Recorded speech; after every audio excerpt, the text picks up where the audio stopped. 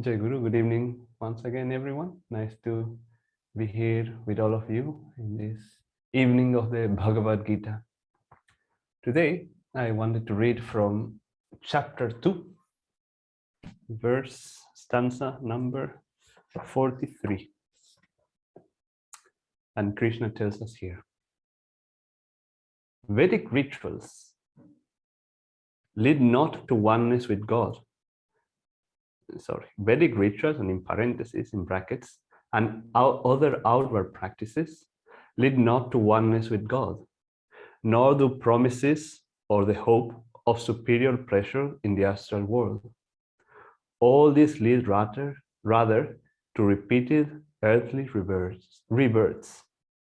Those who, incapable of discriminating between right and wrong, seek personal power and superior sense pleasure, whether on earth or on the astral world after death, by the practice of Vedic rituals, deepen their ego attachment. They cannot achieve the inner equilibrium that comes through meditation, and miss also the one true goal of life, union with God. Now, those are two shlokas, 43 and 44. I would like to say right away that Krishna here is reminding us again, what are we here for? Why are we on the spiritual path to begin with? And this is something that I really appreciate about the teachings that Yogananda brought for us, and the teachings of all the great saints, really, when you go to the essence, that they always tell us, we are here to find God. We are here to find liberation, enlightenment, whatever you want to call it. But we are here, or we should be here, to go the whole way.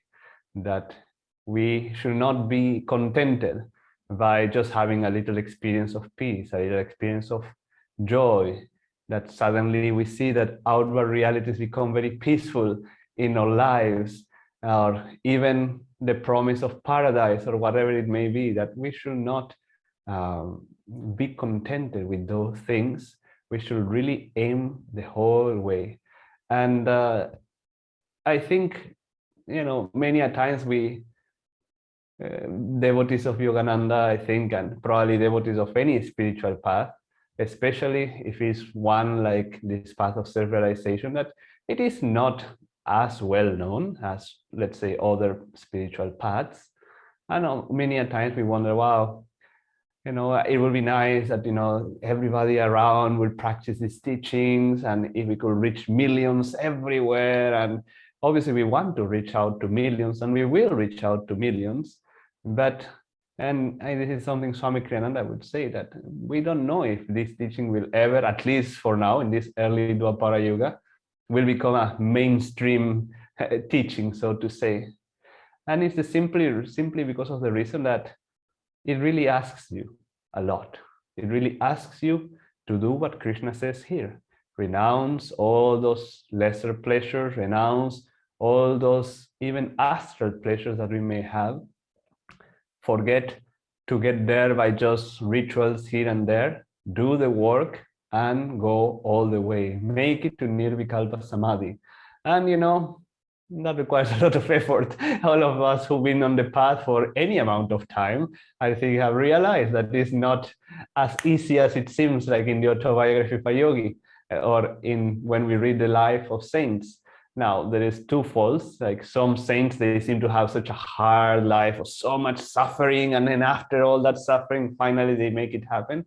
And some saints, yes, there is suffering always involved, but not to the point of, some of the saints, for example, many of the Christian saints that we say how much they're persecuted, and dogs attacking them, and this and that, and whatever it may be. There is that big contrast. But we also read in some of the lives of saints that it pretty much seem that they make it look very easy, in a way, very attainable. And they obviously should make it sound attainable. They should not make it sound that so impossible that no one will even attempt to make it all the way. But I think we all understand that it is not easy, and therefore probably for a long time these teachings will not be mainstream because most people will just not want to put the effort. Now, in this slokas, Krishna mentions Vedic rituals, but I think we all can understand that I don't think many people here at least necessarily perform Vedic rituals. Now, I had to say I'm ignorant of what these rituals may be. So maybe I do some of them and without knowing, although I highly doubt it. But I think everybody here uh, does have some sort of outward rituals, even in times of festivity. But also, these outward rituals can be really anything that we do in life. Now, there is nothing wrong with rituals. Rituals, I consider them to be very, very beautiful because, and Swami Ananda created different rituals and things as well, because they really bring one's mind, one's awareness, one pointedly towards something, which is the divine, really. But when we are doing, for example, the purification ceremony, that's a ritual. It has power, but just because with a little piece of paper we burn a quality that we want to let go, it's not necessarily going to be gone. But it has the possibility to be gone if we, to that outward ritual, add our inner devotion, add our inner power. We really call to the Guru. But because we are doing the ritual, our mind, our whole frame is much more in that bhav of letting go, of asking for help, of asking the divine to flow through us. And rituals have tremendous power, in fact, to help us focus our energy. But if we don't have this other understanding, then it will not really do much. Now, any kind of ritual, if we perform it with this inner understanding, will help us free ourselves. Perhaps not the whole way, I don't know, honestly, but it will have a liberating effect. The rituals are important for us, but not for their own sake, only because of what they allow us to put out. I remember the example of Padre Pio. It is said that he was so engrossed when performing Mass, with the whole ritual of performing Mass, that it will take him a few hours to finish the ritual, as far as I understand, even though that particular event doesn't take more than half an hour probably or something like that, but he was so engrossed going with the flow and what he was feeling inside so much that it will take him hours. And it's not like people were in the audience, I mean, I assume it's not people were in the audience like yawning and like, okay, when is he gonna finish? And probably some people were like that, honestly, but those who understood probably were able to feel what kind of power he was bringing to it, and therefore they also were uplifted in the process. Now, I think also we all can take our practice of meditation even as a sort of a ritual that we do every day, at least twice a day. And we should also understand, we should not think that by our practice of meditation alone, that outward form of meditation, we will be able to get there as well. Meditation, it has the potential to bring us all the way there, as this inner tranquility, for example, that Krishna mentioned, but only also if we add this inner component of focused mind, uplifted heart, calling the Guru, all the same things really that we talked about in the other more outward rituals. They are very much needed in meditation. I was thinking a little bit today, and imagine, and obviously everybody is different, and we may be inspired by different things in this world. Obviously, we are inspired by different things in this world, but at least for myself, and I think perhaps many of you will also resonate with this. But imagine, we are lucky. We used to live we live near Guru Bhais, near disciples. We used to live in some of us here in the Pune community, and also we got to see many different people. And there is, for example, the devotees who are very much will-oriented, and the devotees who are very will-oriented that are always doing all the techniques to the letter, so to say. get up early, go do their sadhana, and boom, boom, boom, boom, boom.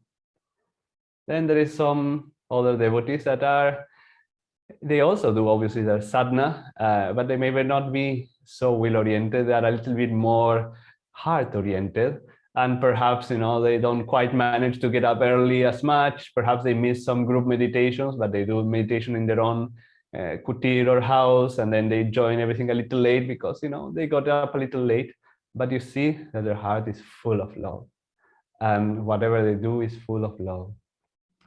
When I think at least about these two kind of disciples, I see I see one who is able to get up at 4 a.m. and meditate and all that.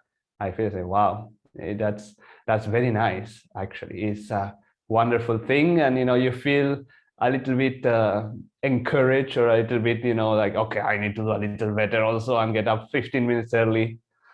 And if I see the devotee with the full heart, usually there is much more inspiration that comes. At least that's what I tend to see.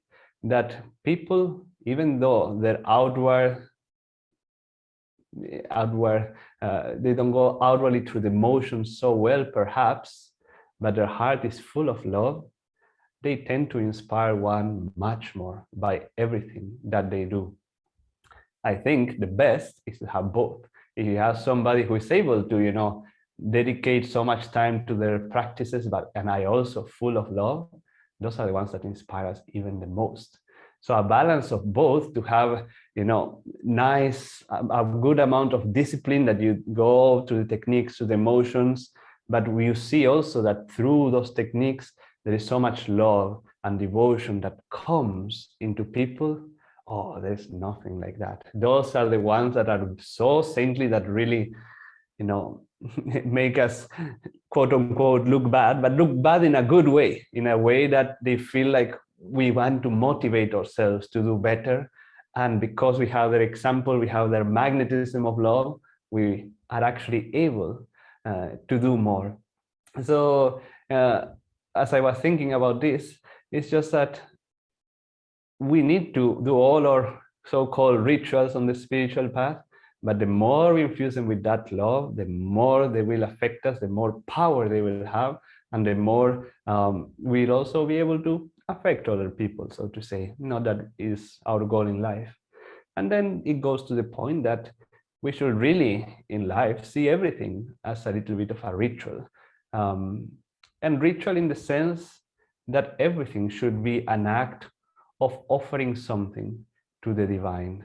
That we have to get to that point that no matter what we do, whether we are meditating, whether we are walking, whether we are washing the dishes, that taking care of our family, cooking, that we're able to bring that centeredness, make it a divine ritual, that everybody who's around us feels blessed just by seeing us walking, or by seeing us cooking. And we have met some people like this.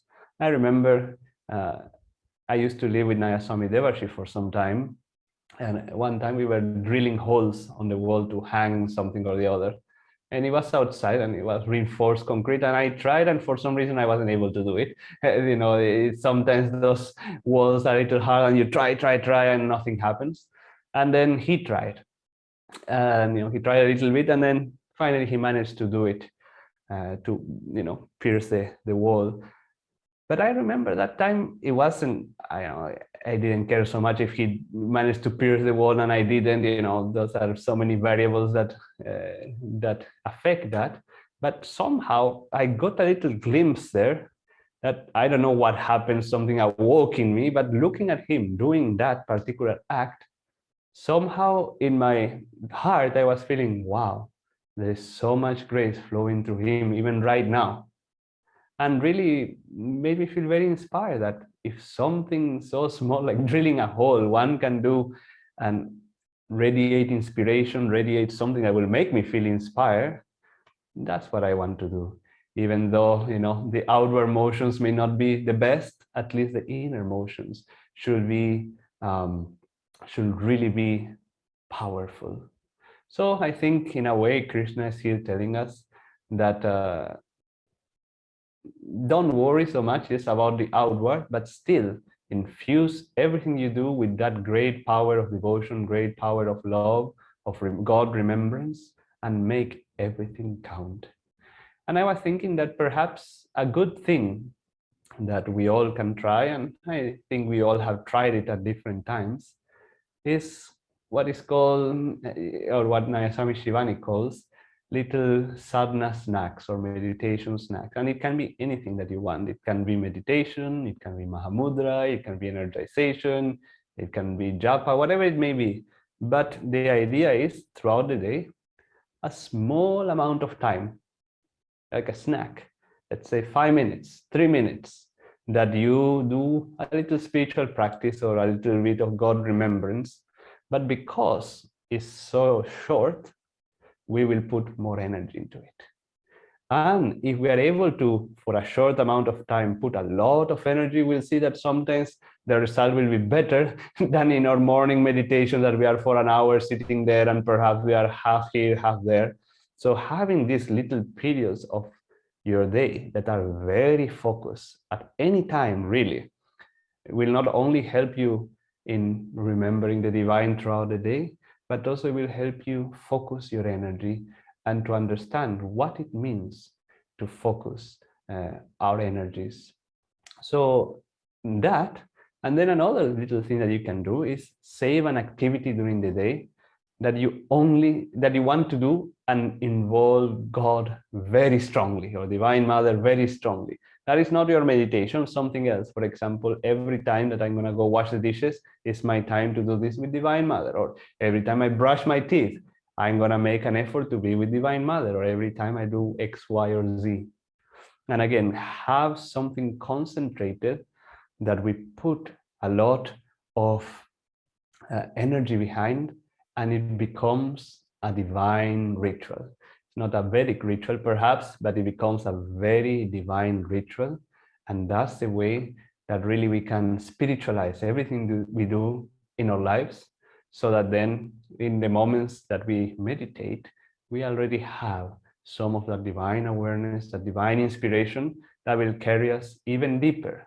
And yes, it is through those longer, deeper meditations that we will be able to finally reach that samadhi, that union which Krishna speaks about here, that we should never rest until we achieve that liberation. And it will come if we really follow all these steps.